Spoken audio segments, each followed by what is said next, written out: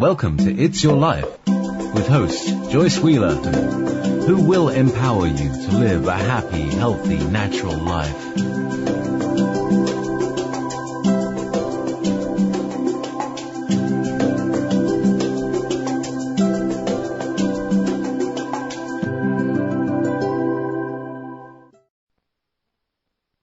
Life, live it to the fullest.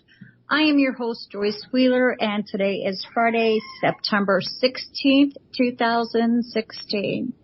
You're listening to Haggy Shack Radio and Wolf Spirit Radio. Please remember we're listener-sponsored, so click that donate button and show us some love. I want you all to know I am in a contest to win a full scholarship for entrepreneur class for organic skincare. But I could also win a couple other prizes. So if you guys could all do me a huge favor and go to heavenlybodies7.com and please vote for me so I can win one of these 3 amazing prizes. All right. Anyway, so my guest tonight is Natallia Estar. And Natallia was born in a little village nestled in a vast forest near Siberia, Russia. She left her home at the age of 20 in order to discover the important purpose that compelled her since her childhood. She pursued her career as a successful singer, traveling to many places throughout the world. Then, only a few years into her journey, she was faced with a devastating disease. During the next several years, she struggled physically and emotionally, enduring countless and unsuccessful traditional medical treatments. With an overwhelming feeling of hopelessness, Natallia left her singing career and embarked on a quest to overcome her condition. She finally found hope in holistic healing. Her illness was healed, and even more importantly, she found a whole new world of deep inner spiritual transformation and connection to the higher realm. While she was looking for healing, she aligned herself with her true purpose of spiritual awakening. Natalie had become a student of metaphysical and esoteric arts. She has studied several different healing modalities and has earned various certifications in alternative healing. Today, Natallia is a spiritual teacher and energy healer. She is a certified clinical nutritionist, certified theta healer, transformational retreat facilitator, alchemist, and a writer. Natallia offers intuitive readings, personal distant crystal healing, group coaching programs, and creates her own high vibrational products and courses. She supports people in inner alchemy while creating radical confidence and passionate living through courses, events, writing, and personal sessions. Welcome to the show, Natallia. Hi, Joyce. What a pleasure to be here on this magical evening of a full moon and lunar eclipse at the same time. Oh, That's yes. a very special time. Yes, it is. And I'm really looking forward to it because this is going to be the first full moon that I get to set up my crystals and get some of that wonderful energy instilled into them. So I'm really looking forward to it. Yes, that's a good time to do that. I'm also charging some of my products right now. And then I'm going to also make some a rose quartz elixir. Yeah, that's a great time to do it.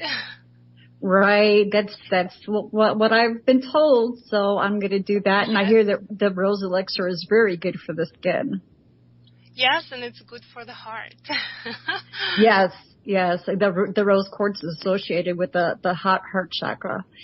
Okay, so anyway, I mean, I love this whole moon talk, and I would love to have a discussion all about the moon, and maybe it'll come back on the show and we could talk about that.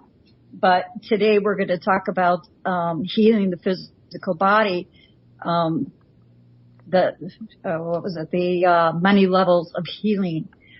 One thing I wanted you to talk about before we get started into our topic of discussion was your childhood is very interesting. Can you tell us a little bit about what it was like to grow up there in Russia, and a little bit about the village that you lived in, and how you found out that you were kind of different from everybody else? Can you tell us a little bit about that, please? Yes, that's always nice to talk about the childhood memories. I grew up in a very small village, basically in the middle of the woods and far away from civilization. And for, I would say, 19 years of my life, I have not known what the world is about. I spent all my youngest age in the middle of the forest. In the summertime, I would go and pick berries in the woods, and there was plenty of wild berries. And I would play in the forest, and I would play in the fields, and I grew up very close to nature, and I was always a nature girl. So the other side of that was that we lived in a poor family, and my parents struggled with addiction and poverty. And going to the woods and pick berries every summer, it was my play. It was my passion. I didn't had a chance to eat candies. My parents couldn't afford to buy for me sweets like any other kid. I would want to have sweets, but I would go and get berries instead, and I was so happy with that. It's different. It's different the way kids grow up here and, in any other city, the way I grew up. We didn't have a car, but we had a horse and a sleigh. So in the cold, long Siberian winter, my mother would put me in a sleigh and cover me with hay to warm me up, to get me to the kindergarten.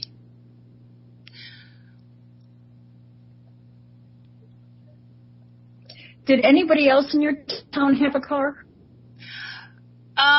Yes, there are few people. I would say you would consider them to be elite if they had cars. But most people would, walk, and other people would ride horses. And in the wintertime, we had sleigh. And one time, I actually been to a sleigh crash. Oh, no. Yeah. Basically, the horseman was drunk. So that's other thing that what people do in Russia in villages. There's a big problem with alcohol addiction. And I have heard that. Yes. I've heard that from other people that I know who have visited Russia. Yes, and my father had that addiction as well. And so the people basically in the village, they have no purpose. They don't have any goals and aspiration, and they just drink. And it's also a very cultural experience. So yes, and the horseman was drunk, and I was about 3-year-old, and we were riding to the kindergarten, and something happens, and the whole sleigh just flew up, and I flew to the snow, and the sleigh ended up on top of me. So, and there was a huge sleigh the size of a car, and my mother had to dig me out of the snow. Oh no! Yeah. So definitely, it's very, very different experience. Now I drive a car, and it's like, well, who can just imagine me right now driving a car, and a couple decades back I was in a sleigh. Right. Taking to the kindergarten. Yeah, and now you had told me when we had talked, you were saying that you had some problems growing up in that town because you were different. What was different about you? Well, the difference was because I always believe in impossible things, that they're possible. And I had a knowing of some bigger purpose, and I just grew up with that, knowing that I had a purpose to fulfill. There's something big that I have to go into the big world, and I would call it big world because I didn't know the world. I only knew this little village, and we had a black and white TV with 2 channels. So I couldn't possibly know about the world. But I would say when I was 5 years old, I told everybody that I will go to America. And I didn't know much about America, but I just claimed that I will go. And, of course, everybody laughed at my face, and they said, yeah, well, you'll go there in your dreams. And they would tell me, well, girl, you gonna be just like your mother, gonna have the kids, grow kids, go milk cows, live in the village, and you go to America in your dreams. And, they were actually right, because my dreams took me to America. So how old were you when you were saying this? 5 years old. My 5 years old. Yeah, my mother still remember that. And she said, how come you said that when you were 5 years old? Well, and I think when the soul knows and remembers its purpose. Right. And when we are children, we remember more of our soul purpose. We remember more of who we are. And because we haven't been conditioned by the society, by the school, by everyone else, by our parents, we bring that. We have more essence of who we are, and we actually believe in things that are impossible. And then we grow up and we become serious adults, and we become conditioned, and we stop dreaming, we stop believing in things. Right. And the only one thing that that differed me from everyone in the village, I just believed that it was possible, and then I made it. I was 20 years old when I ran away at night. I was 20 years old. I ran away with my passport on me. I didn't have anything else. I didn't have the money for the ticket. I couldn't buy a train ticket.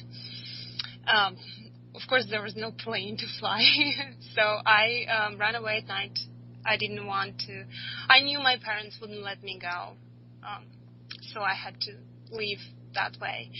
And it took a lot of courage and took a lot of pain of leaving, because I loved my parents, but I had that purpose that I could not stop myself from going. I knew it's time. I graduated from college, and I knew I had to go. Right.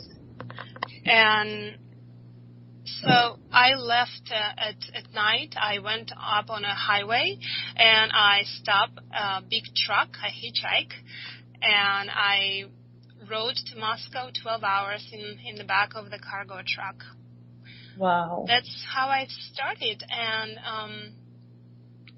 I did grieve a lot about leaving my parents, but I had tremendous desire to help them, to get them out of poverty, out of struggle. And I knew that if I stay in the village, I would not be able to help my parents. Right. So that was another of my drive to go to the big world, to take that risk, to make that big leap, to jump from here to there. And that's the way I started my journey.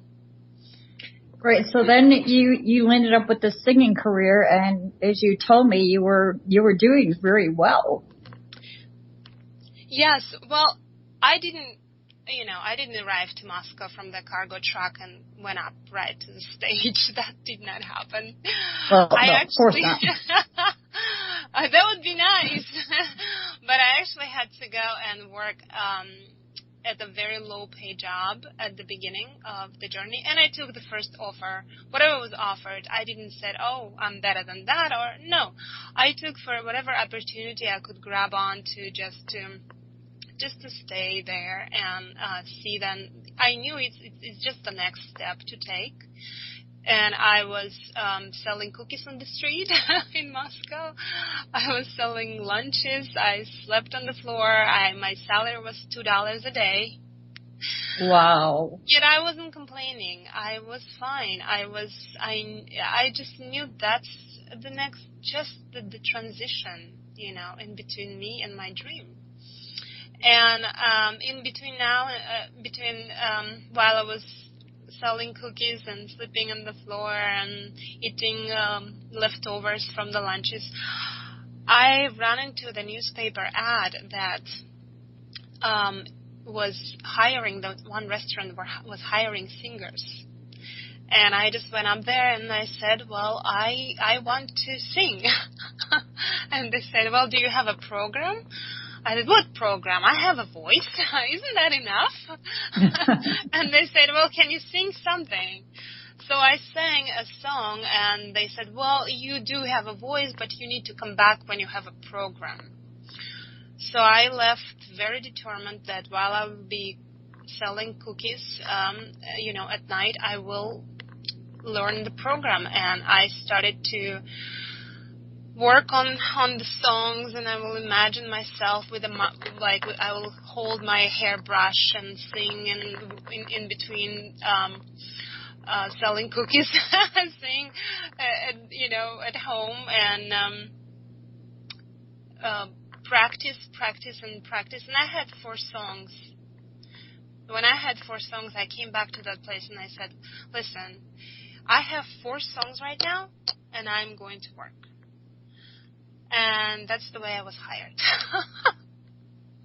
Right, and then I don't want to take up too much time on this because we do have a lot to talk about, but I do want people to know where you came from. Yeah. So you did have a successful career as a singer, though. Yes.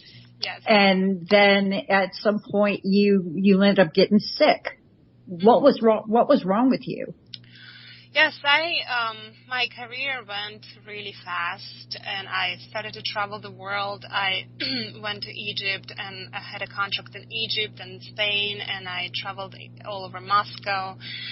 And I was quite successful, and in the midst of my success, where everything seems to be like I was living my dreams, I did come back to my family, and I helped tremendously my family. I put my dad into rehab for alcohol addiction, and then I went to that crisis when there was no a diagnosis, when you go to, they didn't give me any diagnosis, but it was bunch of imbalances. It just, my body started to fall apart. I had a hormonal imbalance. I was losing almost all my hair, and I was gaining weight, and I started to have fatigue. I couldn't get out of the bed, and I had all of that together. I had tremendous depression. And me being a stage person, everything, when it comes to your appearance, when you gain 30 pounds, it's very traumatic.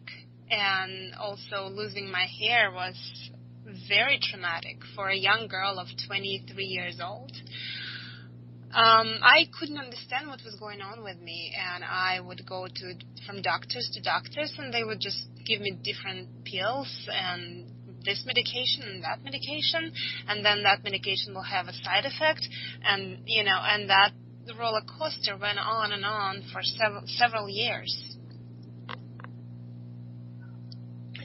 So at this point, you were still in Russia, right? Yes. I was traveling the world, but yes, at that point I was in Russia when my sickness progressed, when I was really depressed. And I remember one night I was calling my mother, and I said that I just don't want to live life this way. I was really at the bottom of a dark night of the soul. So did your illness, is that what brought you to America, thinking that Western medicine could help you? It kind of came together. I had an opportunity. It just suddenly appeared to me, opportunity to study in America. And all of a sudden I remembered my dream. And I remember what I was saying at 5 years old, that I would go to America. And that together with a hope to find healing in medically advanced country, I just left everything. I walked away from stage and I embarked on totally new journey. And I came here to study and as well to find a healing with the hope. Yeah. And you had said when we had talked, you said that your experience was that the medical treatment you received here was worse than you received in Russia? Well, it wasn't worse or better, but it's definitely was more expensive. Yeah. Yeah, but it was the same. I would go from doctor to doctor, and it's just switch different medication and more medication and more medication. And then all of those medications are not without a cost, not only financial cost, but there is a side effect. Every medication comes with a side effect. So then you need another medication to treat the side effect. Right. So that didn't sound right for me, especially that it didn't make me feel better with my condition. It didn't stop it. It suppressed it for some time that it was emerging again. So there was a point that I just said I got enough. I've got enough of this roller coaster, and I'm going to take responsibility for my own healing, and I'm going to find a way. I did not believe that they said that I would have to be on medication till the rest of my life, and I just did not believe that to be true. I decided, well, if they don't have an answer, it doesn't mean that there is no answer. Right. It means that the answer is somewhere else. So I went on researching, and that way I embark on holistic healing journey. So did you do the research yourself and treat yourself, or did you actually have a holistic practitioner help you? I started with my own research, and a little bit by little bit I started to shift my diet. I started to shift the way I was eating, the way I was thinking, and then I did consult with several holistic practitioners as well. And when I changed my diet, I felt a dramatic shift in me, and I was just started to feel a lot lighter and a lot positive, a lot more optimistic. I had so much more energy, and a lot of the symptoms disappeared as well. So I got so excited, and I wanted to know everything about nutrition. I'm like, wow, what is this thing, nutrition? This is awesome.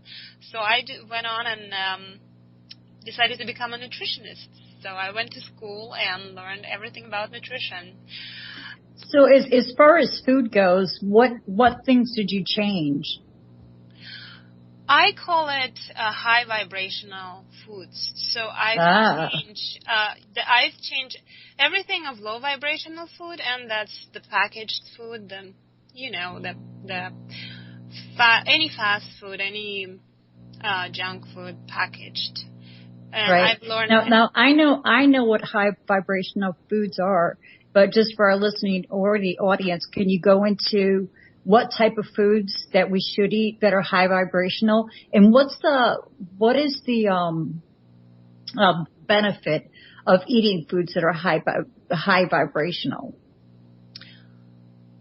Yes, well, people don't realize that your physical body is a platform for your consciousness. So to sustain your spiritual high energy, you have to have your physical body energy needs to be raised as well. Or it works either way. Or when you raise your physical body vibration, you will open yourself up to a lot of things that you weren't aware before. And food is also it's information for our DNA. So the food that is not growing in nature is altered, and our body does not recognize it as information anymore. Right. And so I mean, it's good also to detox from all the chemicals, so all the toxins and I agree. the heavy metals. We have a lot of toxicity in air, in food, in yes, we do. beverages and water, such as heavy metals, and the same goes for electromagnetic radiation, the drugs that we take, and microbial infestation, as well as parasites, candida, and fungus. So all to that, add the physical and emotional stresses, and then you've created yourself a disease. So I would suggest eliminate toxins from foods by eating organic as much as possible, of course. So that's the way you will avoid GMOs and all the chemicals and toxins in conventional food. Pesticides and herbicides, and if you can go to your local farmers market and have fresh fruits, vegetables, raw seeds. If you choose to eat meat, that's fine. If you can try to buy the range-fed and antibiotic-free chicken and pasture-raised cage-free eggs. And reduce to a minimum all the processed, boxed, canned, and packaged foods. And I think that's true even if it's organic. Even if it's organic, I think we should try to reduce, how much processed foods we eat. Yep, definitely. Because just because it's organic doesn't mean that when it comes to eating high vibrational foods, mm-hmm. You get the highest vibration from foods by going out to a garden and picking that food. And when you eat it right away off the vine, Definitely. That's when that food contains the highest vibrational frequency. Yeah, you can taste the energy of the sun in it. And, right. Eating more greens and doing detox, like heavy metal detox, by eating greens like chlorella and spirulina, those greens have so much chlorophyll. They are full of chlorophyll. And chlorophyll, it's captured sunlight energy. Right. And we are taught to be scared of the sun and get away from the sun and, hide ourselves from the sun. But if there wasn't a sun, we wouldn't be here. The sun. Well, and it's not just that, but if you're going to go out into the sun, you need to put all these chemicals on your body so you don't get skin cancer. Oh, but wait a minute. Those chemicals cause skin cancer. Yes, definitely. So right. So the best thing from the research that I've done with mm-hmm. being out in the sun is to make it, especially for people who are more sensitive, go out little by little, expose yourself little by little, and you gradually start building up a base tan. Mm-hmm. Not to get burned, definitely. And then gradually, you can go out a little bit longer, a little bit longer, a little bit longer. To where it gets to the point to where you'll have that tan built up and you're not damaging your skin cells. Yeah, so you can, yeah. And then you can go in the sun for, as long as you want. You're going to be fine. Yes, and it's vitamin D3. It's one of the vitamins that is absolutely essential to health right. of all humans. And we as humans, we evolve on the sun. So now we are taught all of a sudden we are taught that sun is an enemy. And, the sun is there for life on Earth. Right, and the thing is, too, is the sun is one of the only ways that we can get that vitamin D3. Yes, definitely. There's not many more other ways. If you are in the northern hemisphere where you have a winter, definitely I would suggest taking D3 of 5,000 IU, international units. Because if you can get the vitamin D3 from the sun, then taking a supplementation would be a good alternative as well. Right. Take a supplement so that you could at least get that D3 in you. Mm-hmm. So is it that one thing you did to heal yourself was that you ate foods that had a high vibrational frequency? That's the first level I started with. That's why there are many levels. Right. That's what we're calling this topic, is many levels of healing. I would also suggest to eliminate the toxins in drinks and water. Those aren't, definitely everybody knows about sodas and colas, but they are. How about the sugar-loaded iced teas and commercial energy drinks? Oh, no. They will give you energy at expense of your adrenal glands, but that's not energy. That's basically stealing your vital chi force from your adrenals, and that force is limited. That energy in your adrenals is limited. So by taking and the thing is too is then you're going to go ahead and you're going to unnecessarily produce more cortisol. Yeah. So there is a cost for a fast shot of energy. You will pay the price later. The price is there. I would suggest for energy to use, there are a lot of Ayurvedic herbs and adaptogenic herbs to use for energy, or also vitamin B12 will give you a boost of energy. So there are natural ways to receive energy when you need it. So what are some of those herbs that people might want to look at? I know ginseng is one of them, right? Ginseng. There are so many, astragalus and maca, astragalus, and chia seeds.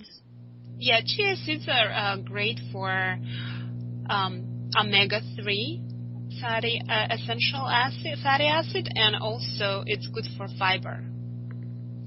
Yeah, and when you eat a healthy diet, there will be hardly ever you lack in energy. And when you sleep, normally without, 7 to 8 hours, when you regulate your sleep pattern, you will not need that energy boost. When your adrenals working properly, you won't even need coffee. Everybody's so addicted to coffee. Not me. I don't even like it. Yep. I don't like that. I do not like the taste of coffee. I like the smell of it, but I don't even like coffee candy. I just do not like the way that it tastes. Well, me and you are very rare. But everybody else probably do like coffee, as it's also very cultural. It's also there is a lot of conditioning around coffee, and also understanding that when you drink coffee, the energy that you receive, you receive it at expense of your adrenal glands. So your adrenal glands stored a chi force, a chi energy that is limited for a lifetime.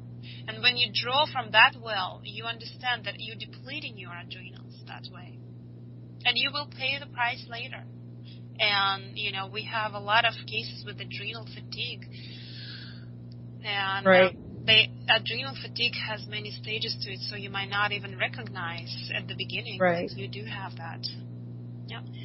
Well, and that's why it's so important that we deal with stress in a healthy way, because what the adrenal gland does is produces cortisol, and it acts upon stress. Mm-hmm. So it's that flight or fight feeling that we get. But the thing is that the adrenal gland doesn't know the difference between, smack man, that guy just stole my parking spot, and you get upset about it. Yeah. It doesn't know the difference between that or, frick, there's a bear chasing me. Yeah. To the adrenal gland, it's the same thing. Mm-hmm. Understanding that this, when you live in the fight or flight, when you live in a reactive mode, your body healing mechanism, natural self-healing mechanism is shut down, because all of the body energy is now directed for the flight or flight, to solve the problem, and you shut down your reproductive system and shut down your healing system. So the body isn't healing. That's why it's important to have some kind of practice, the stress, how to deal with stress, how to get from the sympathetic to parasympathetic state. Right. Well, I think one thing that our society has to learn how to do is not stress over things that they can't control. Yeah. I can't control that man who stole my parking spot. So you know what? Forget about it and move on. And that's where the spiritual growth come in. When you grow spiritually, you won't react to those things anymore. It doesn't mean that you won't have any lessons. You still have lessons, but you're not going to be in that reactive space anymore. You will be more peaceful. You won't. You will be able to live from your center and handle your emotions in a better way. Right, in a healthier way. Mm-hmm. So you know, and then too, some things that you could do to relieve stress are exercise. Exercise is a great way to relieve stress. Yeah, definitely. Right now we have Sun and Moon conjunct Mars. So Mars is a very fiery energy. It's assertive. It's our action energy. But at the same time, we can act out a lowest frequency of Mars, which is aggressiveness, irritation, anger. So instead, you can channel that energy by exercising. So when you have a lot of anger, or you have a lot of that ancient energy, you can go and exercise. That way you let that energy out. Right. And there's also kickboxing. I was just going to say that's one thing I did Taibo. I love Taibo because I love the fact that I can punch and I can kick it. It gets all that aggression and extra energy out. You're mad at your husband, go and do kickboxing and you'll be fine. There you go. But if you're not and you just need to, calm down, you might want to try doing some Qigong or some yoga or some meditation. Yeah, you can go and you can actually, there's a lot of energy practice that you can do. There's so much you can do with just energetically shift things and working with energy. Before you do anything external, I would start working energetically. I always do energetic work before I go with external action. Can you give us an example? Let's see. Well, when you want to, let's say you want to manifest something. So first I would try to connect to that very thing on energetic level, and then let's say you are trying to make a decision. And first of all, I would connect with that part on an energetic level before moving with action. Does that make any sense? Yeah, that makes sense. Okay, is there anything else that we should know about the physical body? One more thing I wanted to there's add. a lot we need to know about the physical body. Yeah, just one more thing I wanted to add to that. It's water. I would purify. I would suggest anybody to have a water purification system installed, not to drink tap water, not to drink fluoridated water, because it calcifies the pineal gland, and it actually lowers your IQ, unfortunately. So you don't want to be that, you want to be smart. If you want to be smart, filter your water, filter fluoride. Well, So for the skin, if you have a problem with dry skin, you can install shower filter, which filters chlorine, because chlorine will dry your skin. And also when you showering and you inhale all this chlorine, you are like in a gas chamber, because it's chlorine is poisonous for the body. Well, and not only that, but the skin is the largest organ on the body. Yeah. And it takes anything you put on your skin, it takes 26 seconds for that to go into your bloodstream. Yes, that's absolutely right. So but I know it's hard. It's hard for a lot of people in this country, depending upon where they live, especially if they're in the city, to actually get good water for bathing. Mm-hmm. That's difficult. But I know I've seen there's a company called Vibes Up. Excuse me, and they actually sell a shower head that contains crystals in it. Yeah, you can buy a shower head for like $40, $50. You just need to do your research and make sure that it filters chlorine. And it's doable. It's doable. If you want to do it, you can do it. It's possible. Do you know of any brands offhand that are? Because that's a really reasonable price. I don't know. I'm not sure any brand. You can go on Amazon, and there's so many, and there, just to read reviews or do your own research. Correct me if I'm wrong. You're in New York? Yep. All right, so you're dealing with city water. I have reverse osmosis installed, so I drink purified water, which reverse osmosis will remove fluoride and other heavy metals. Okay, so does that work with your whole, does that affect the shower water that you use too? I have a shower filter installed in the shower, but I don't remember what brand was that. Okay.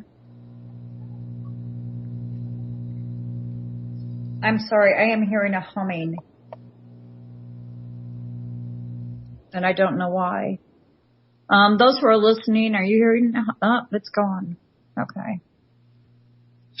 All right. Let's talk about emotional healing. Yeah, well, that's another.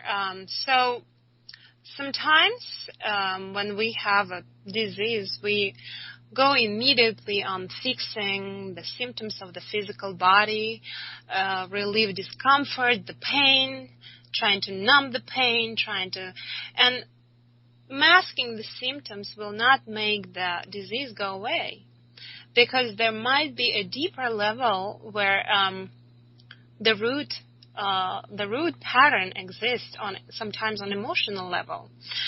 Right. And we have the way we have this reincarnational cycle on Earth, when we born, we have our emotional body, and we started to have all kind of traumas through our childhood.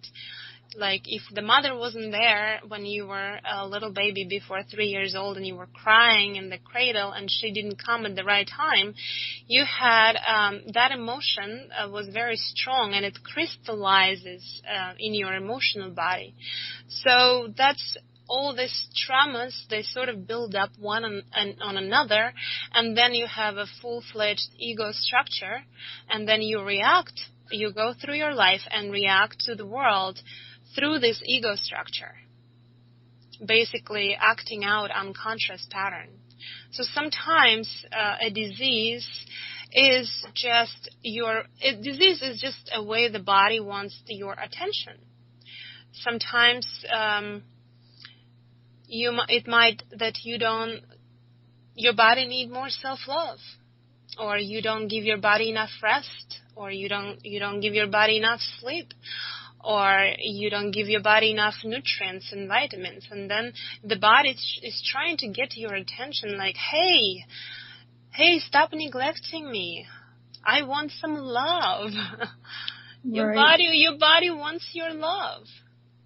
Well, and when it comes down to emotions and how they affect us, I know my mom was a very negative person. Mm-hmm. She had lost her mom. Her mom died when she was about 7 years old.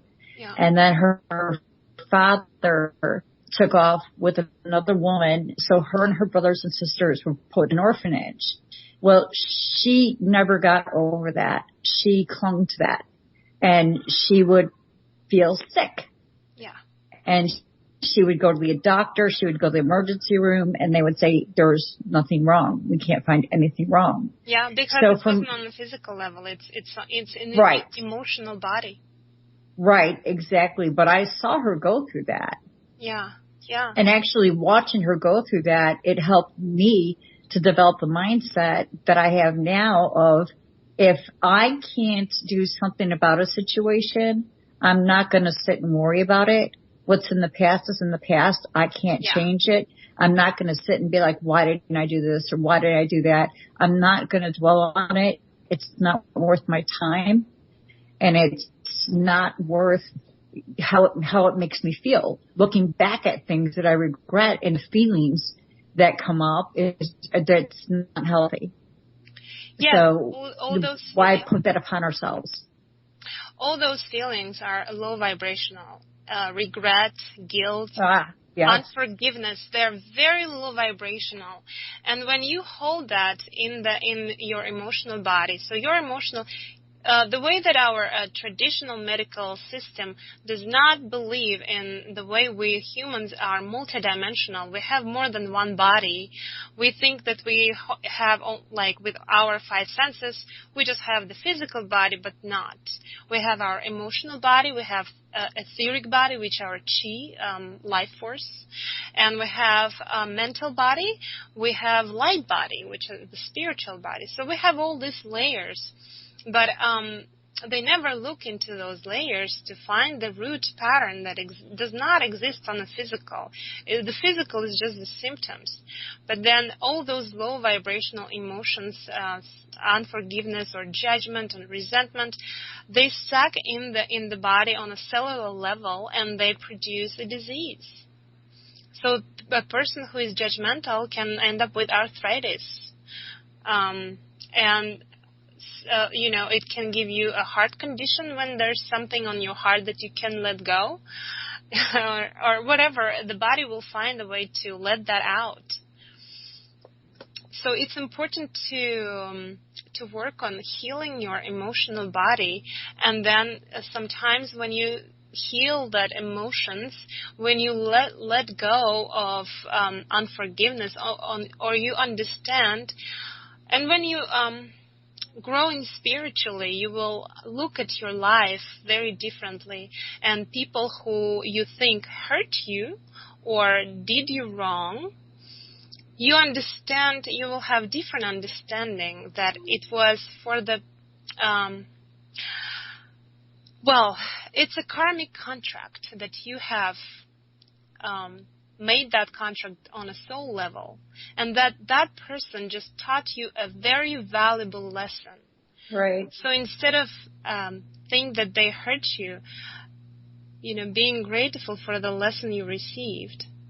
And that's the way you won't even need to forgive them, because you understand there is nothing to forgive. The way I grew up with my father, abuse, violence, I've never hated him, because it's just the understanding that he signed up to play that role for me, to give me the lesson that my soul came here to learn. And understanding that concept, that he just play out the roles that I asked him to on a soul level before I came to this planet. So I'm very thankful for him to teach me that, and I'm thankful for the experience, because I've learned what I needed to learn. Well, it also made you the person that you were created to be. Because I know, I didn't go through anything like what you did, but I did go through, from the time I was 11 to 13, I had a bunch of problems with the people in my neighborhood. I grew up in Chicago, so, it's like houses are close and everybody's, so close together like in New York. And I had a lot of problems with a lot of people, and a lot of these people I didn't even know. But as I grew and I took that experience, and it taught me not to listen to what anybody else had to say about somebody, that if you have a problem with somebody, that's between you and that person, and I'm not going to get involved in that. You know, if somebody comes to me and starts saying, well, you know, you really shouldn't hang around with this person because they do da-da-da or they do da-da-da.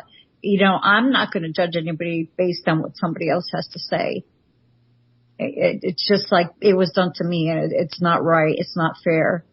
So it just, like you were saying, you know, there were lessons that were learned from it. And while it was a really hard and very lonely time in my life, yeah, I would do it in a heartbeat again because it helped me to be the person I am today. And that's the highest level of compassion. You just, you know, you came to the planet to learn the lesson, and whatever lesson your soul wants to learn, was it a compassion or learning to love more, learning to forgive? Those are beautiful lessons to learn. And right, and the thing, too, is that forgiveness isn't for the other person, it's for us. Yes, and also, you know, having the grudges, it's like drinking the poison and expecting the other person to die. Right. You understand that low vibrational energy is in you. The other person might not be aware of it at all and live their life, you know, happily, but that vibration is just killing you. Well, and you know, the thing is that, you know, we're all energy. Our world, we are all energy. Yeah. We all have our own vibrational frequency that we're emitting and that we're absorbing. And just like with our chakras, when you were talking about health issues, each one of our chakras have to do with some kind of emotional and physical, I'm trying to think of the right word, aspect of our lives. A lot of times, if we're going back to dealing with health issues and frequency, a lot of times if you're dealing with a health issue or whether it be physical or mental, it could be because your chakras are blocked. I have the whole course on chakras. Oh, please tell us, tell us about your program on chakras. Well, the chakras are gateways into different levels of consciousness. So in most people, unfortunately, chakras are a structure of a light body. So we have our whole universe is created with structures. Our physical body has structures and our energy body has structures. So our light body has structures and chakras are just a part of it. And they are gateways to multidimensional levels of consciousness, different levels. So if in most people, there's a lot of blockages in chakras. And when the chakra is blocked, you won't be able to receive that energy. Let's say if your heart chakra is blocked, so you won't be able to receive the highest level of love from that gateway to the level of consciousness that have highest level of love. And a lot of people, especially in the spiritual community, what I've noticed, there's a lack of groundedness, and that's due to root chakra, which is at the base of your spine, is being blocked, as well as the second chakra, which is sacral chakra, also having blockages. And sometimes, due to sexual abuse, those chakras will shut down. Or even any abuse, those chakras will shut down. And then with the lack of groundedness, you aren't productive in this world. We need all of our chakras being opened. Also, in the spiritual community, a lot of people are so concentrated on opening the upper chakras, the crown, especially the third eye. Yeah. Yes, and they neglect on the lowest chakras. So if your lowest chakras are closed, your crown won't open. And then if your lowest chakra is closed, and you receive that high, you open your crown, and then you're receiving this high frequency energy, so that energy doesn't have anywhere to go. And you can burn yourself up. Basically, your root is connected to a core of the planet. And through your root chakra, you receive electromagnetic energy from the earth, which is that unlimited supply of energy that you need, because our body electromagnetic and the earth is electromagnetic, and that's the way we are connected to the earth, and we're receiving that energy, which is very nurturing and which supplies our electromagnetic system. And we connected to the lower self as well as the highest self. So and being grounded is, actually being ungrounded. That's not what we're here for. We're not here is to fly out of the top of our head and get off the rock, sort of. No, it's hard. Right. And I was researching the chakras.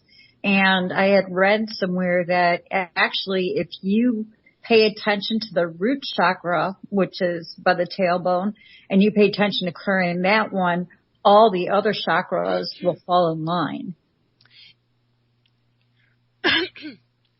Yes, the root chakra is actually associated with the survival, with everything physical. So when it is closed, you will have issues on that level of in your life, with your physical survival, with your physical the relationship to your own body, to relationship to anything physical. You will think that earth is unspiritual, which is not true. The whole purpose of us coming to earth is not to, going with our heads in the clouds. It's very hard to be productive in the world when your head is in the clouds. But the whole purpose is to bring that higher level energy into our body, to anchor it into the third dimension and to bring that to the earth. Right. So when your root is closed, you're not able to anchor that energy into the third dimensional body. Right. Right. So I have a meditation that I came across, a guided meditation that I use to not only cleanse my chakras, but it also activates them. Yeah. So that's what I do. And, sometimes and the thing is too, is you can use crystals. You can go ahead and you can place the crystals accordingly. Yeah, I work with crystals, and those my friends, my very close friends, and they actually help me with the healing of my emotional and my energy body, because they have that structure that is very similar of, so the highest dimension have that light, grid of light, and the crystalline structures in crystals is very similar to the structure of the grid of light in a higher dimension. So it's actually easier for you to access higher dimensions when you are holding a crystal. Right. And of course, they all have their own vibrational frequency and their own energy. And then the color of them also has their own energy. I was reading about how, like, rose quartz, you shouldn't put it in the sun because it could actually fade. And that while it fading might not reduce the medicinal properties that it has, it can lower the frequency at which it's vibrating. Yeah, well, yeah, there is a cure for all the crystals, and that's the whole different topic. Right. We've got 2 minutes to a break. Natallia, I want you to go ahead and give us your website.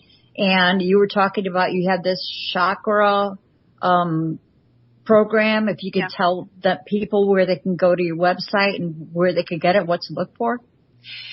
My website is mytempleofhealing.com, and the chakra course is in Metaphysical Store.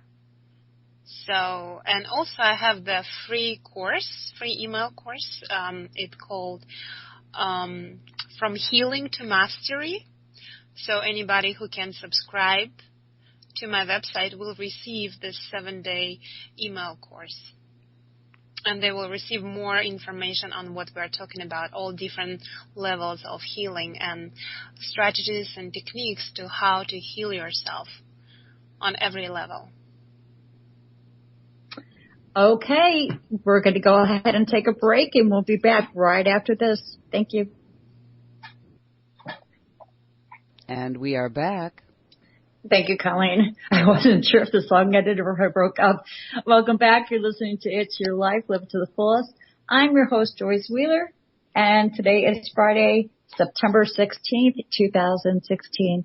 You are listening to Haggy Sheck Radio and Wolf Spirit Radio. Please remember that we are listener-donated station, so click that button, that donate button, and show us some love. And I am back now with my guest, Natallia Estar. Welcome back, Natallia. Hi, Joyce. I enjoy that song. I did too. Very nice music. Yeah, that was a great song. When we left, we were talking about the chakras. Is there anything else that you want to add to that, or do you want to go on to talking about past life healing? Sure, we can switch gears. I'm all for it. Yeah, let's go to past life. Oh, yes, let's do that. Well, we have this reincarnation cycle, so... And, many people might not believe in past life, and here belief is not a requirement, so you don't have to. You can judge whatever you listen and just whatever resonates with you, whatever information resonates, go with that. But I do believe in past life healing because I were able to remember my own. And when you grow spiritually, you will become and develop your multidimensional perception. You awaken other senses that the five senses you have. You're very accustomed to the five senses. But when you awakened other subtle senses, subtle perception, you will be aware of a lot of more phenomena around you that you weren't aware before, and there is a possibility that the past life memories will come back to you. And I'm sure right now there's a lot more research goes and that actually confirms the past life experiences that people do remember. So what happened with the past life, when we have a very intense emotion, as I said, the emotion crystallizes in the emotional body. So those intense, powerful emotions do carry over to the next life as a crystallization in your astral emotional body. And then those emotions will form the basic, the ego of the new life. And let's say, well, as an example, let's say you died in a fall from a rooftop in a past life. So that information would be stored in your system, in your emotional body, in your filter system. And each time you encountered heights in this lifetime, you can experience symptoms like panic attacks, sweating, uncomfortable fear, and with no reference in this lifetime that would create that kind of response. So right. I actually, not to interrupt you, but I can actually totally relate to that because I have this fear of drowning. Yeah. But in this lifetime, I've never had any experience with it. Exactly. So I'm just like, where did this fear come from? Yeah. And sometimes, I had a client that she had pain in her hip, and she went to doctors, and there were no way they couldn't understand where the pain come from. So I saw it right away that in the past life she was sort of a Viking, and she was in a battle, and she had a spear go right through her hip. And we did a lot of healing around that, and that actually still that pain was the emotion was such an intense, and that emotion as a filter got crystallized as a filter and got carried over to this life, and now it's acting out in this life. So, or let's say somebody would have a anger problem or have a bad temper. So those kind of people, and they anything out there, anything anything and everything in their environment will trigger that anger. So basically, they have a cluster of those filters that are sitting and waiting to be activated. So when they're in traffic, they will flip out and will blame everything and everyone, will blame the government, will blame the other drivers, and then. And that's fine, because, yes, those things do cause the traffic jam. However, the anger, what about other drivers who are in the same traffic and they're not angry about it?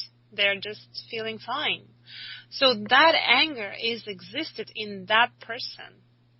And very much likely, if it wasn't a childhood wound, that wound was originated in the past life experience and needed to be healed.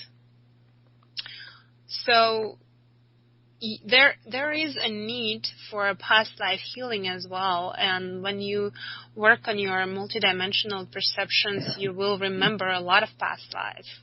So how can we go ahead and heal these things from past lives? What do we need to do?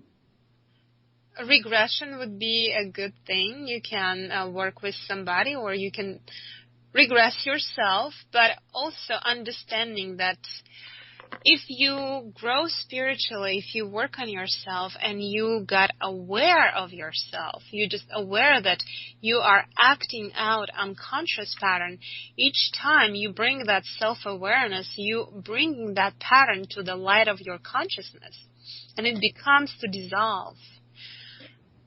So what you're saying basically is that, like for me, realizing that my fear of drowning in this lifetime is an unrealistic fear, I'm making headway?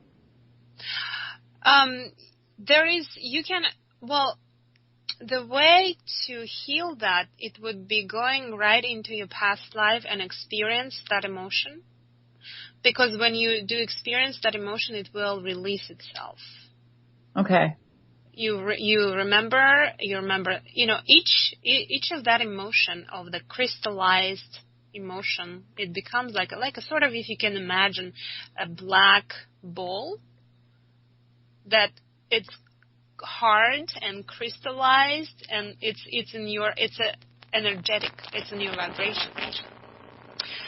So you can do crystal healing on that to dissolve that crystallization, or you can go right into that memory, go into your past life, into regression, and have that memory and experience that emotion, and then you release that.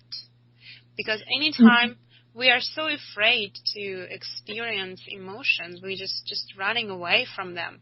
But understanding that anytime you experience emotion, you surrender to it, it passes, it relieves, it leaves you.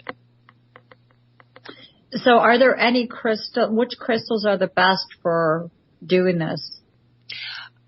As you said before, all crystals have different vibrations, so it depends of what healing do you need to do. If that is love, it could be a relationship, a love problem, and it could be, and you understand that those are reincarnational cycles. You actually you might end up with your soul group in this life trying to make up for the past life. So your husband who is mean to you in the past life, you could be that you were his mean mother that beat him up, and now he's getting back on you. So by healing that, you release each other from this karmic. Wow. Wow. That's, I never thought about something like that, that these people who are treating you in a negative way, it's because you were like horrible to them in past life and wow. So what is it? Is it our souls that recognize this, or is it our energy that recognizes this fact? Well, the whole thing, we came to this planet with total amnesia. That was the experiment that we were all agreed as souls to undergo this experiment. When we we reincarnated on the planet with absolutely no memory of who we are and absolute disconnection from the consciousness that created us. So by growing spiritually, you sort of starting to remember who you are and starting to remember and reestablishing that connection. And also right now, 20 years ago, it was so much harder to do. But right now we have the whole wave of light going through our galaxy that is actually energizing. It's taking everyone and everything is higher into higher and finer vibration. That's why there is so much spiritual growth. We're all growing because we are at the end of the experiment, and we are coming to a time when we are starting to remember who we are and why we come to this planet in the first place. And that's the people that we are incarnated with. They are teaching us valuable lessons that our soul came to learn. It came to learn. The consciousness came to learn through this dualistic experience of good and bad, to be in physicality, to have those lessons. Right. I totally agree. We're here for purpose, and we're here to learn, and we're here to grow. And all these experiences and emotions that we feel, whether it be from the life that we're living now or a past life, are meant to aid us in our journey.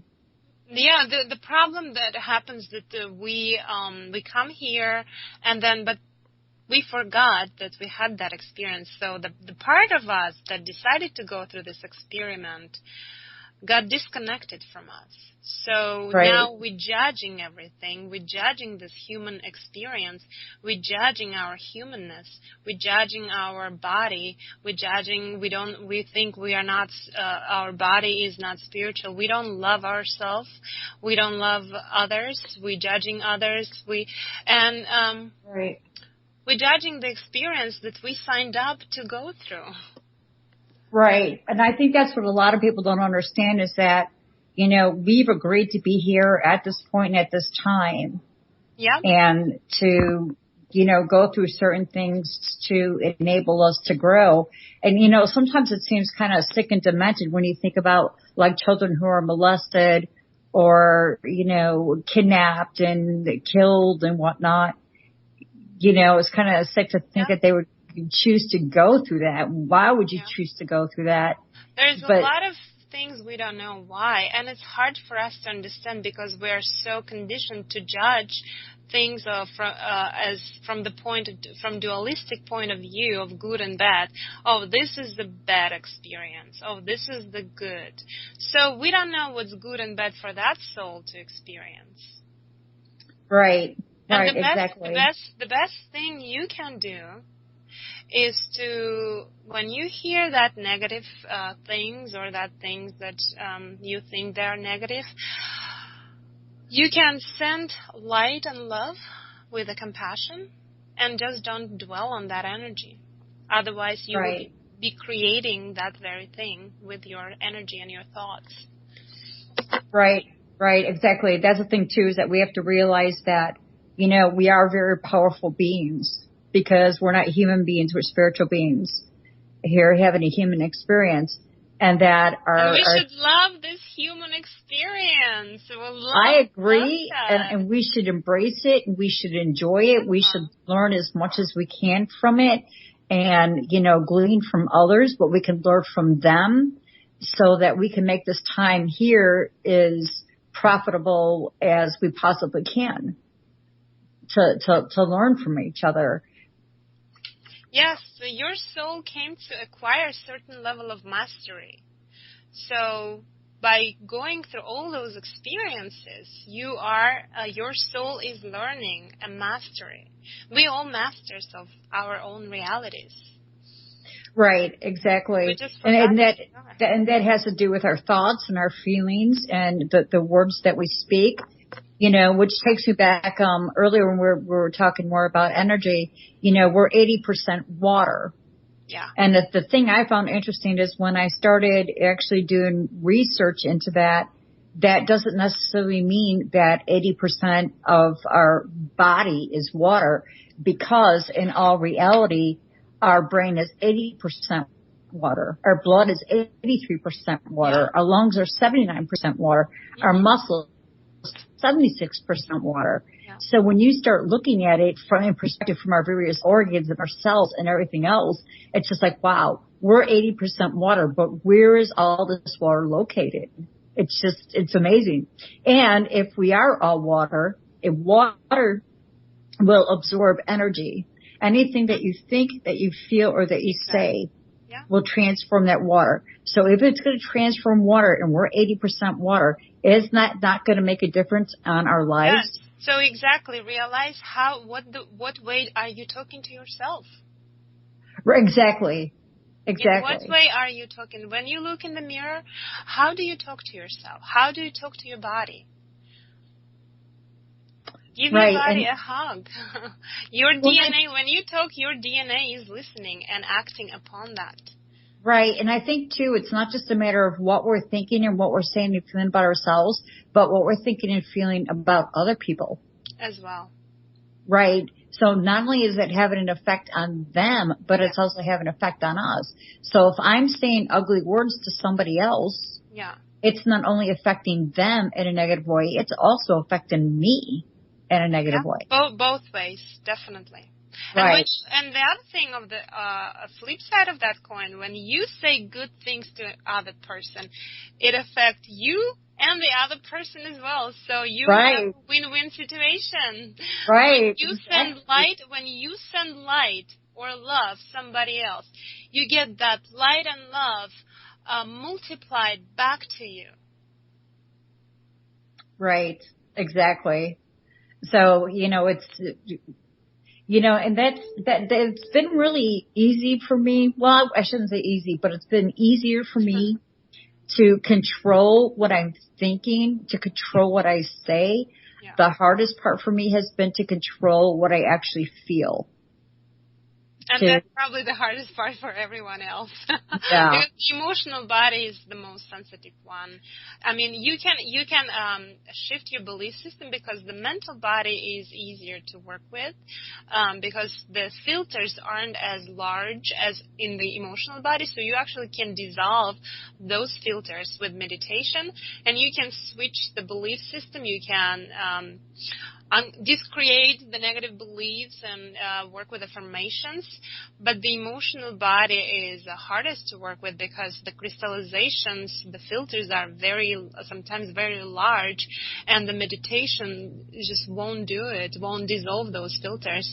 So you do need to be more committed to your healing and also be more patient and, employ other, whatever ways works for you. If the crystals is your thing, or the sound healing, or working with the practitioner, or working with the energy healer, it's whatever way is for you. Or, giving your body a bubble bath, nurturing yourself, loving yourself.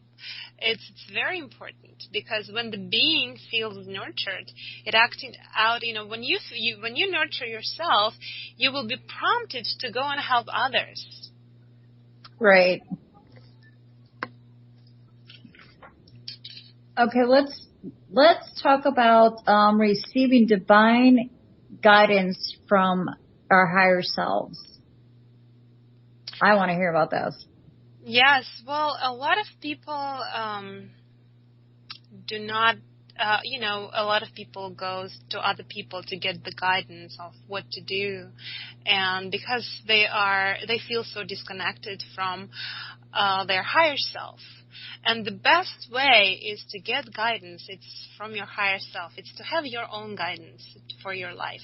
And your higher self is that part of you that it's you, but it's that part of you that dwells in highest dimensions.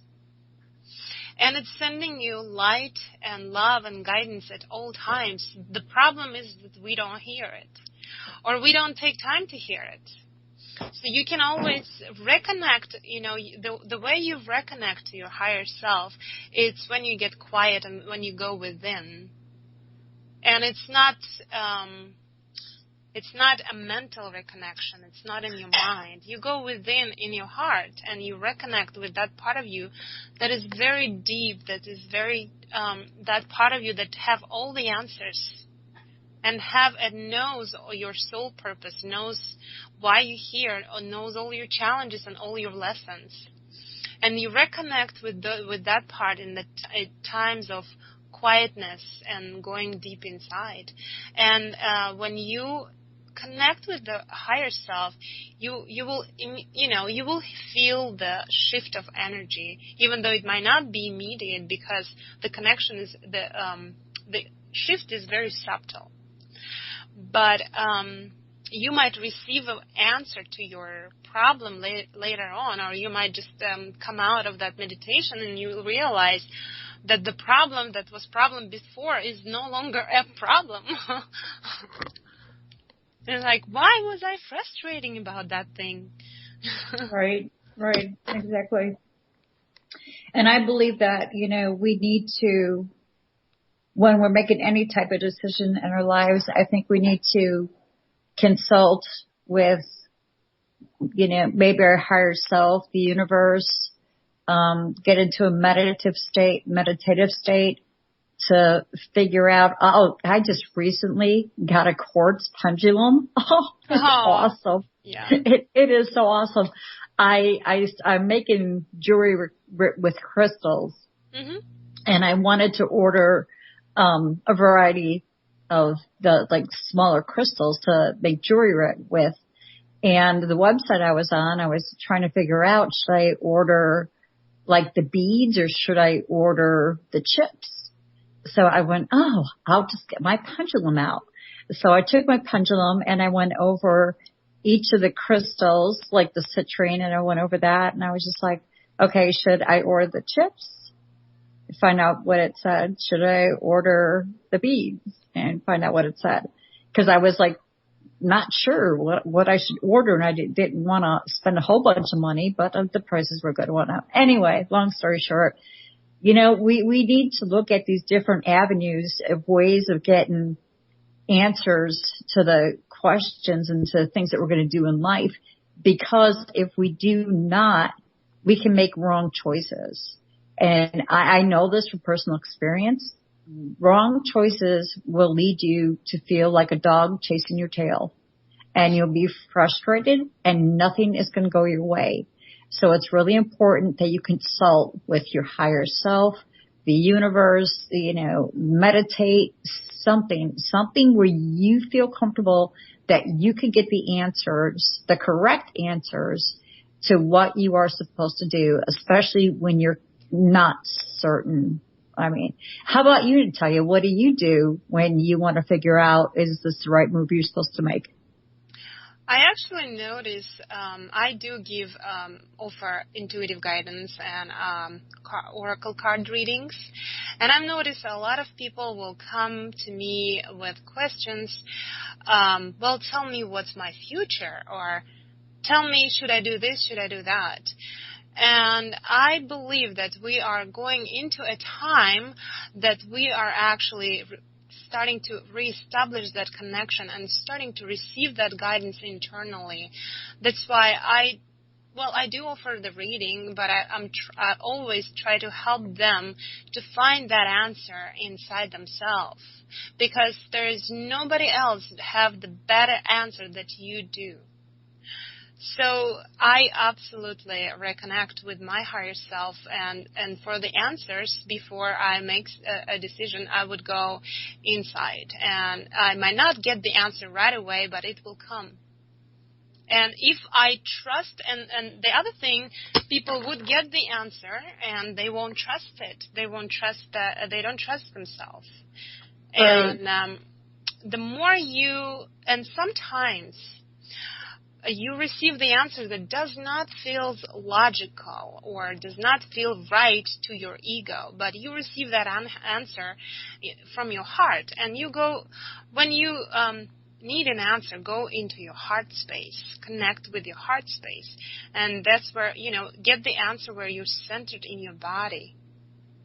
Not when you go for the answer into your mind, then when you get lost, and then you might make the answer that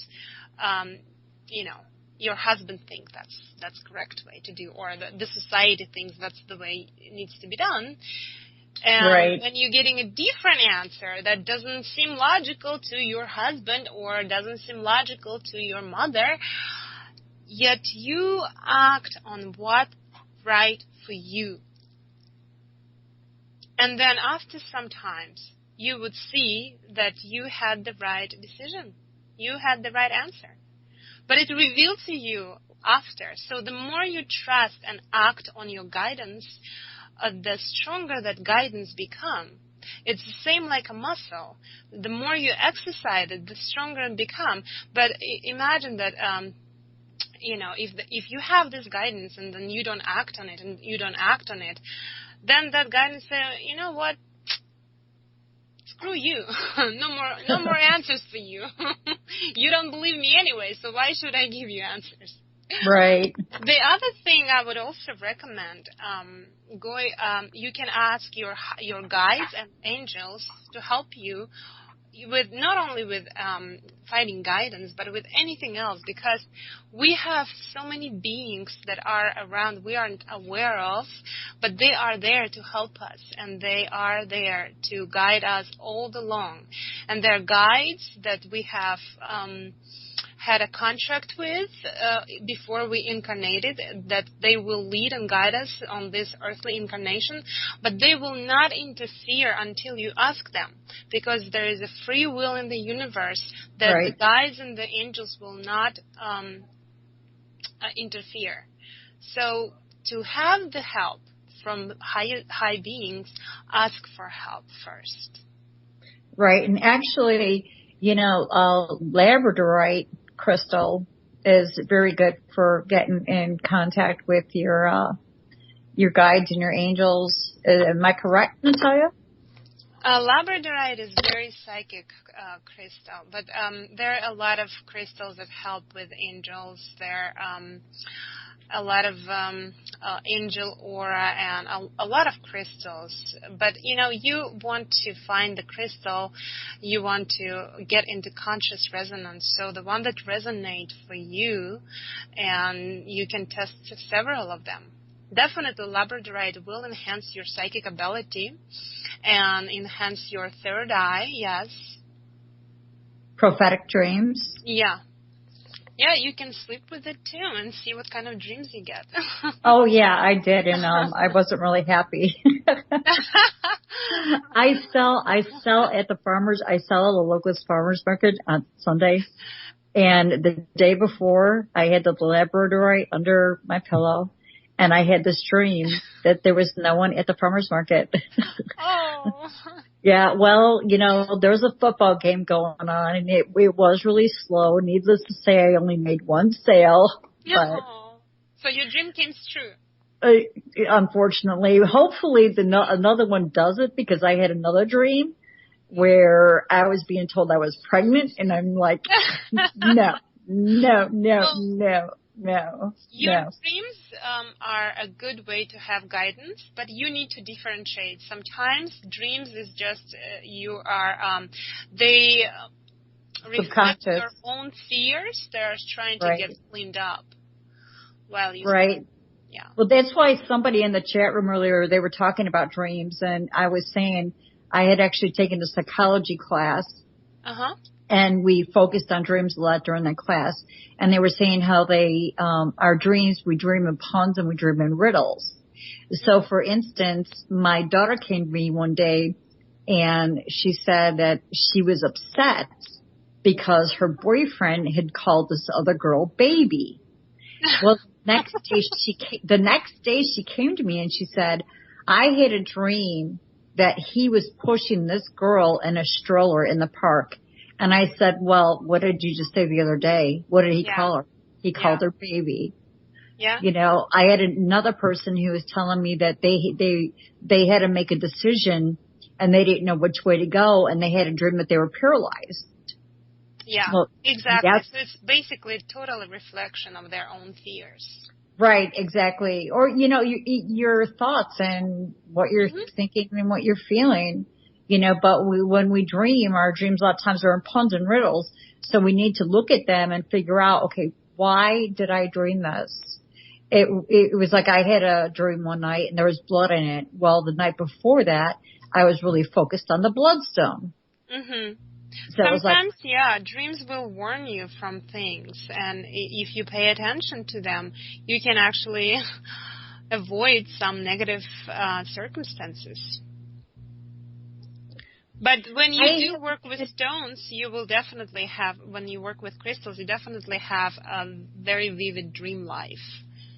You start to have a lot more dreams, even lucid dreams sometimes. I don't know if you had a lucid dream experience. I did a lot when I was younger. But when I was younger, I had a lot of lucid dreams. Yeah. Not so much now. You know, as far as my dreaming goes, it's like, it was really weird because when I would dream, my dreams were always very dark and things were always cluttered. There was always a lot of clutter and too much stuff there. And then I started doing this ritual at night where I would fall asleep and I would, you know, manifest to myself what I wanted my life to be like. And when I started doing that, my dreams got clearer, the light was brighter, and things were cleaner. They were a lot neater. Yeah, it's a very good thing to do some kind of a ritual before you go to bed, either to do some quick meditation or read something positive or something give to your subconscious, some positive message. Otherwise, if you go to sleep with all your fears and the anxiety and all that, that's what you're going to see in the dream. Right. Somebody in the chat room just said that they'd like to take classes for crystals. Do you offer any classes for crystals? I offer classes and courses, and I do work with crystals. It's not that I offer class about the crystals, but let's say I offer my next course on creating leadership through the path of service. So during those courses, I do energy work, and I employ a lot of crystals for all the energy work. So I would send out a crystal kit to everybody else, to everyone in the course, and the crystal kit would be included in the course. Or the other one I teach is psychic development course, where I employ crystals to develop your subtle perceptions, your subtle senses, the way how to stay in your own center, how to handle your emotions, and how to be more aware of energy. Especially a lot of people in the spiritual community are very empathic, so they will pick up other people's energy, other negative energy, astral energy, or mass consciousness energy, and they will think that it's their own, and they will recycle somebody else's belief system, someone else's emotional stuff, and think that it's their own, and they get confused and they get lost in their they have doubts about themselves, and sometimes it's just someone else's belief system that you are entertaining in your field. So I teach how to, first of all, to understand that you are picking up somebody else's energy. You need to be aware of your own energy. When you know how your own energy feels, you will immediately notice when you are picking up someone else's energy, because it would not feel right for you. Right. Well, that's another thing that Labradorite is good for, is to repel that negative energy from other people. I like also black tourmaline. That will I've got a beautiful piece of black. Yes. And the other one is good, such obsidian and hematite. Yeah, all those will help to protect your field from picking up other people's energy. That program that you just were talking about, where is it on your website? Is that under services or metaphysical store? It's spiritual growth programs and classes. Okay. All right. I do have programs that home study programs in the metaphysical store. So I do have one on past life healing and meditation, how to realign with your higher self, a future life progression meditation where you go into, basically when you go into the future and you are creating the future. Because when people come to me for a reading and they tell me, tell me my future. Well, I clearly tell them that I am not a fortune teller. I offer a spiritual guidance. Although I can see, according to their emotional pattern, I can see what they're setting themselves up for. But also, I want to empower every freaking one people on the planet, because they are powerful creators. You do create your own reality, and I do not believe in fate. So no, neither do I. And I don't believe in coincidences. I don't believe in coincidences, and I don't believe in luck. There's absolutely no coincidence. There's absolutely no coincidence on this universe. So, and no such thing as luck. Yeah, I help people to create what they want and co-create with what the highest and best good for them. So when they have the reading, I say, well, I can tell you what are you setting yourself up for, but do you want that? Or would you like to change it? So let's see how we can change and create something you do want. Because the future is not set in stone. It's not predestined. And you are a creator, you powerful creator. You absolutely can change your future.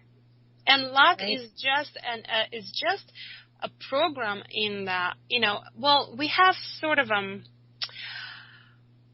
kind of a shroud around the earth, which is collective unconscious field. And there are a lot of belief systems or ideas there are, flying around. And the belief in luck is just one of them. So everybody who bought into that belief that there is luck will create their life out of luck. So while you're creating your life out of luck, that's what you will see in your reality. Understanding that there is no such a thing as luck in the universe. Right. You are supported and you're nurtured by the Mother Earth. You are a child of Mother Earth, and you are a child of the universe, and the universe provides you with everything you need. The sun never said, you own me, to the earth. And there is no luck, and that's just an idea. So you can choose to believe that, or you can choose not to believe that. Right. And you will be tested on that. When you say, right, I don't believe that idea, and you will be tested right away. Is that oral or written? What's that? Oh, the test? The test. Is it oral? It's experience. Oh, wow. Well, okay. You will be tested by the universe, The universe, okay. Or sometimes when you commit to I am going to commit to become spiritual, and the universe say, oh, really? Okay, let's see how you really commit to it. And then it will test you. It will test you. You might go and somebody might yell at you for no reason, and then you have to choose. Are you going to react in unconscious manner, or are you going to be really spiritual and, just send love and light to that person, understanding that they might acting out their, you never know what's going on with the other person's life and why they're acting out the way that they do. Right, exactly. All right, it's 7:43, so we've got about 18 minutes left. And we've got 3 more things we're going to talk about. Life purpose, discovering your gift and talents, finding the root patterns that cause imbalance or diseases, and mental deconditioning and evolving the belief system. So considering what we talked about so far, which one of these topics do you think that we want to go into? I just wanted to know if there is any more questions in the chat or anyone I can help with. No, they're talking about fleas. They're talking about what? They're talking about fleas and gnats and mosquitoes. Oh. Well, yeah. We can talk about the gifts and talents and the life purpose, because seems to be everybody are, the energy that is coming through to the earth is activating. A lot of people started to question their life purpose and starting to ask themselves those questions. Why am I here? What am I here to do? Is there more than to have a job and pay the bills and have a rat race? Right, exactly. So there's a lot of people are trying to discover what's their life purpose. I know I am. You seems to be on purpose, Joyce. I think that I am, but I question because sometimes things just aren't going right. So I'm going, am I really doing what I'm supposed to be doing? Is there something else I'm supposed to be doing? Because I don't know. So how can I learn about that? How can I figure that out? Well, once you begin to heal and love yourself, so you will recognize more talents. And sometimes we are capable of so much more that we know or we think we are, and the limitation we place on ourselves. Sometimes we have a lot of hidden talents and gifts. When you begin your self-healing and self-nurturing and self-loving, those gifts will just emerge out of you.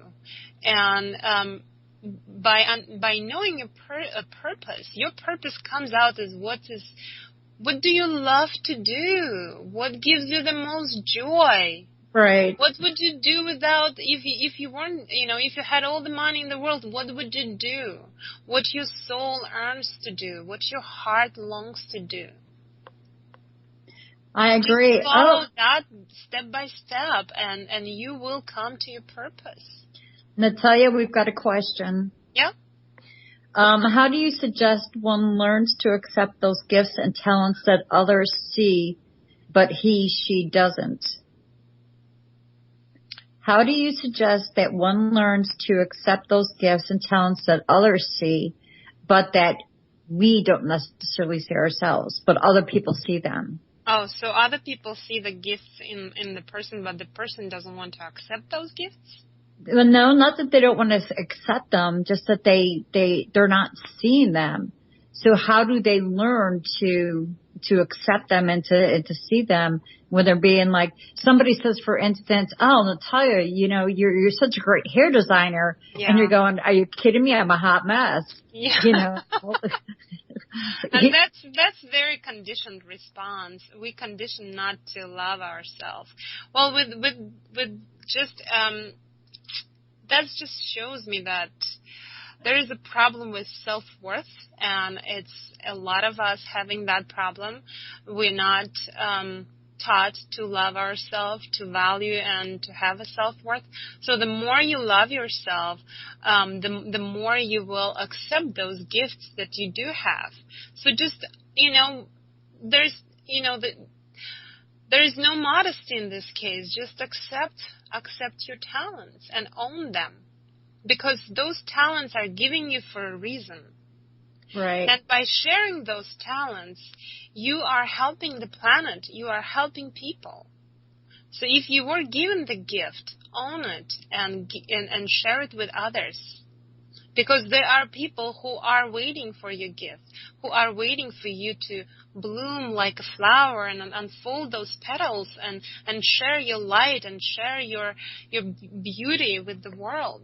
And if you are a hair designer and everybody keeps telling you that, but you just say, oh, I'm not good enough, that's just the program. We have been programmed that we're not good enough. And that's very much societal programming and childhood programming, right. Unfortunately. But I hope that is, and I see that is changing. So we are now starting to accept ourselves and love ourselves more and love our humanness as much as our divinity. Right. So how do you think that if we feel very strongly about that fact that no, I don't care what you say, this isn't working for me. Are there any exercises or, what can we do to get over that and to accept it? Should we go ahead and work through it? Say like somebody saying you're good with hair. So should you just go out and experiment a whole lot more with working with people? Definitely, you want to connect to your own guidance. It's good that, people tell you nice compliments and they think you are capable of more than you think you're capable of, and that's very encouraging that you have that kind of support. But you want to have the internal guidance. What do you think? What's good for you? What do you love to do?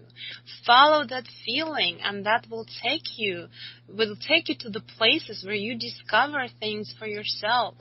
And then when you know it for yourself, that's the I can tell you how apple tastes. I can describe it as much as I can, but unless you taste it, you'll never understand what I mean. So unless you discover things for yourself, it doesn't matter who and what they tell you. It's your own your purpose. It's your things to discover your own truth. And what is right for you and what's good for you and what's your talents and what's your purpose, you're the one who needs to find that out. Right. And it could be quite possible that while you might be good at something, it might not be what you're necessarily called to do. Right? Yeah. You can, you can have a hobby, but I would still pay attention to what comes naturally to you. I agree. Easy to you, and what you do while you have free time. What's your passion? Right. I totally agree about that. We have to, and that's why I do the podcast, because it's something I enjoy doing. I love helping people, so I love having guests on the show that can help other people, because that's what I'm about. I'm a helper. If somebody comes to me and and they say, oh, I got to do and I don't know what I'm doing. Even though I don't know what I'm doing, I'll Google it. I'll find a way to help, because that's just what I do. And when you have a doubt, am I on purpose? Am I doing what I'm supposed to do? Love those doubts. Love those doubts. That little girl or little boy just need a hug. And that part of you is just trying to protect you, or just, don't trust herself or himself. Just give that little girl a hug. Love that part of you and say, it's okay. It's okay. I am with you. I trust myself. That's beautiful. I like that. Well, it is 7:52. Do we have time to talk about something else? Finding the root patterns that cause imbalance or disease? or mental deconditioning involving the belief system. Yeah, I think we a little touched upon the belief system. Yeah, we did. Yeah, the belief system, the way we grew up, whatever we've been told, that, oh, well, and that a lot of programming we received in school, and we took someone else's truth, and that's not our truth. So now it's a good time to discreate those beliefs and find your own truth for yourself, and you can choose what you want to accept as your truth. And measure that against your own knowing. What resonates with you? Does that resonate as truth to you? Then, you create new belief. If you've been taught that there is a lack of everything, a lack of abundance, lack of happiness, lack of love, well, it's time to discreate that belief and, create the opposite. And you don't want to just get rid of a belief. You want to put a positive belief alongside, and then the old one will discreate itself. Oh, I've been trying to do that for quite a while now. It's probably been over a year, and it's still a struggle for me. It's still, I know that there's an abundance out there for everybody. I know I'm entitled to it. I know I'm worthy of it. But it's like when funds get low, especially finances is a big thing for me. When the finances start to dwindle, then I start to be like, oh my gosh, what am I going to do? I need this, I got to do this, and this, and it's not there. What am I going to do? And I wish that I could not think like that, but I do. Well, that's the thing that you're not only battling with your own subconscious, you are actually against all the collective unconscious, that layer, that shrouding over the planet, and that idea is just, being sold to all of us. So the collective unconscious is the idea of lack is is perpetuated. So everything is, most of people operate out of lack. And when you understand that how powerful you are as a creator, there is no such a thing as lack. And you will be provided with everything, with all your needs will be provided.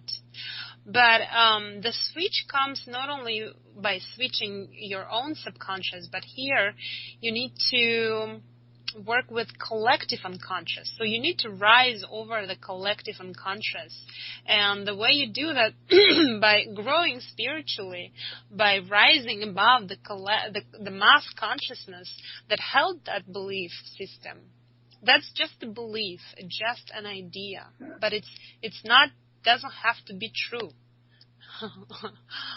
So when you rise above that mass consciousness, then you start create your reality the way you want to create your reality. Well, I'm still working on that. still trying to get into that. And you know what I've noticed though too? Yeah. When I become indecisive or confused about what I'm supposed to be doing or what I'm doing, let me start at the beginning. When I'm confident that I know this is what I want, this is what I want, this is what I'm supposed to be doing, and I focus on that, and I focus on manifesting that life, everything falls into place, boom, just like that. So what you just did, do you see what you just did? You put your focus on what you want. Right. And you put it just sounds to me like I just saw that the whole energies just went to that route. And no wonder everything come into place, because that's the way you create your reality. You put all your energy, you focus on things that you want, and you stop talking about things that you don't want. You stop giving any energy. With your thoughts, with your words, with your attitude, with your actions. Right. And I'm trying to get my husband to that point to where, where he'll just say, oh, well, all my money's gone. And I'll just be like, no, it's just, you've got plenty of money. It's just that, it's not in the budget right now. That's it. Trying to get him to change his words around instead of saying these words that I'm just like, do you understand what you're doing? Exactly.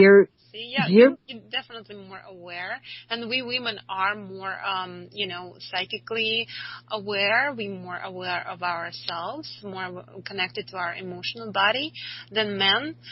So, just be an example and let him follow you.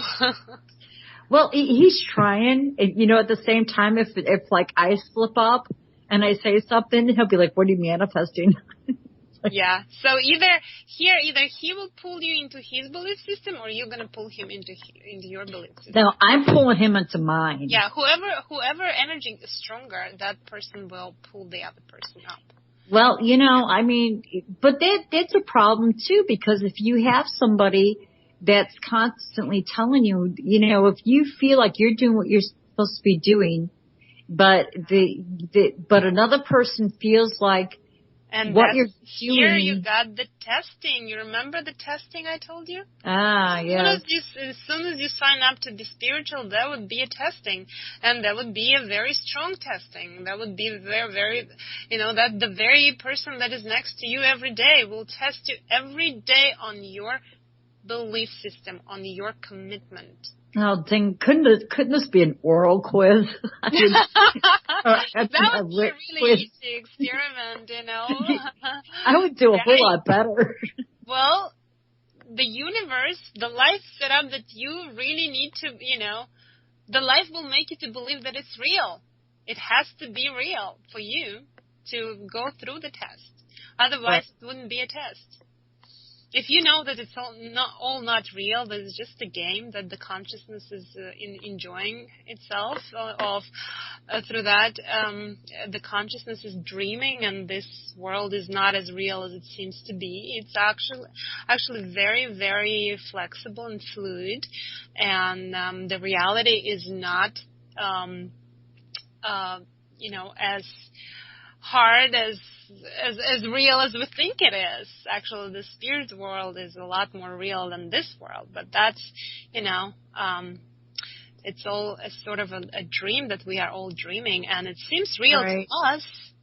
And so those experiments, those experiences will seem very real to you.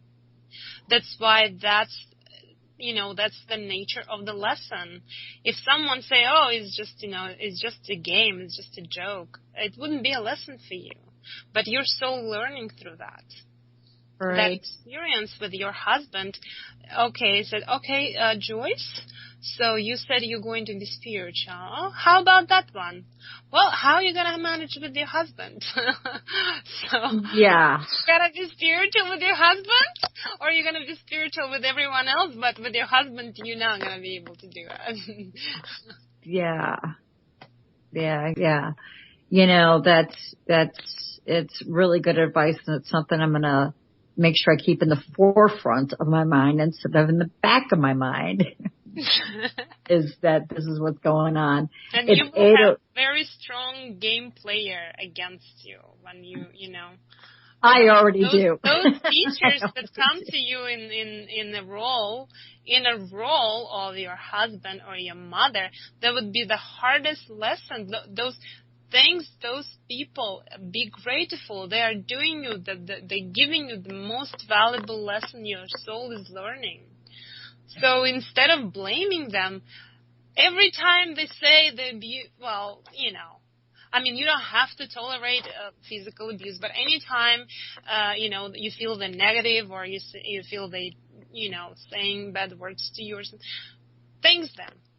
Thank you. I release you for playing this role for me now.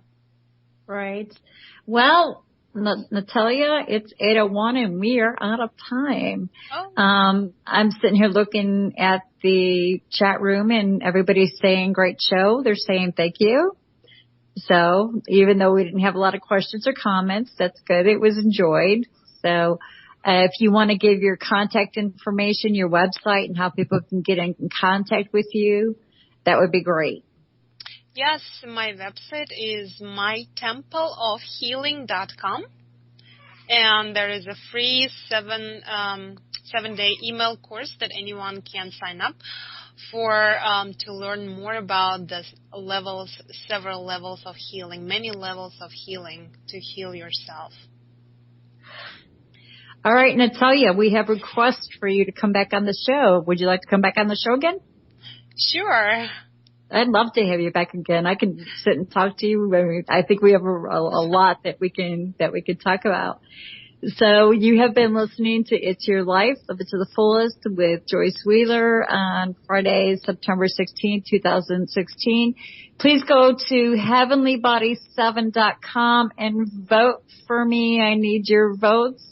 Thank you all for listening to Haggy Shack Radio, Wolf Spirit Radio. We're listener donated, so go ahead and click that donate button and show us some love.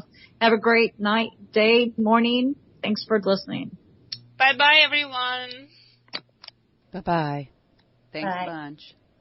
Thank you. Welcome to It's...